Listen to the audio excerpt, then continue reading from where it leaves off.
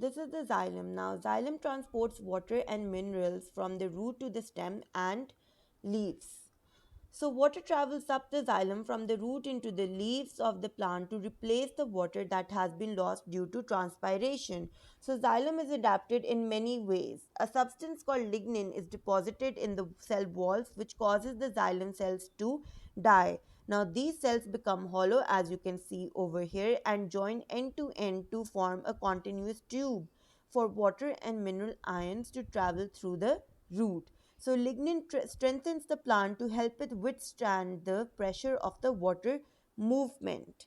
So, movement in xylem only takes place in one direction from the root to the leaves. Water molecules are attracted to each other by hydrogen bonding, creating a continuous column of water up the plants.